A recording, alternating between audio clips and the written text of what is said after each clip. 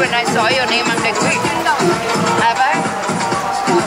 Bombay is doing well for me. She's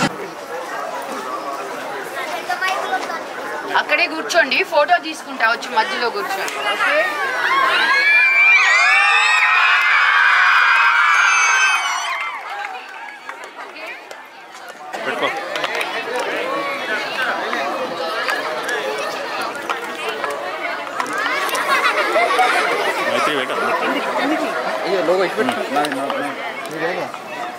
సాక్షి మధ్యలో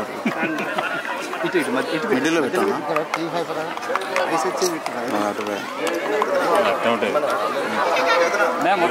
ready sir?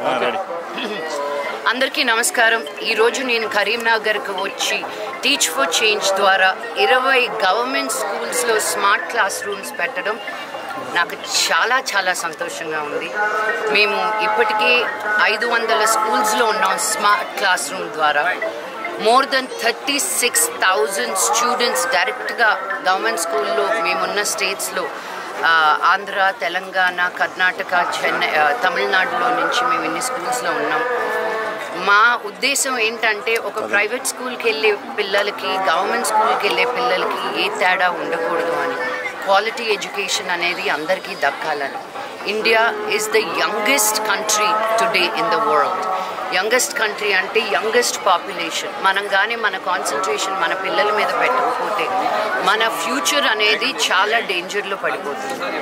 And మన major amount of students government స్కూల్స్లో ఉన్నారు కాబట్టి వాళ్ళని ఎక్కడా నెగ్లెక్ట్ చేయకుండా వాళ్ళు కూడా మన బిడ్డలే అనుకుంటూ మనం గవర్నమెంట్కి సపోర్ట్ చేస్తూ ముందుకు వెళ్ళడమే టీచ్ ఫర్ చేంజ్ ఒక ధ్యేయం. సో ఈరోజు మేము ఇక్కడ 160 స్టూడెంట్స్ ఉన్నారు.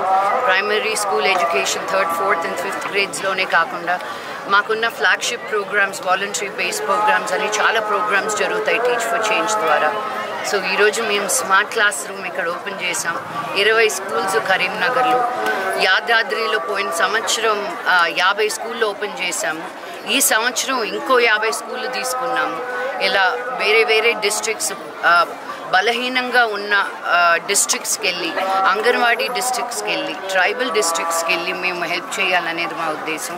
ఎందుకంటే అట్లా ఒక సిటీకి అనేది ఎవరో ఒకరు మంచి చేయడానికి ముందుకు వస్తారు. కానీ ఇలాగా దూరంగా మన సిటీస్కి దూరంగా ఉన్నప్పుడు అంతే కాన్సన్ట్రేషన్ ఉండదు అని నేను రియలైజ్ అయ్యాను.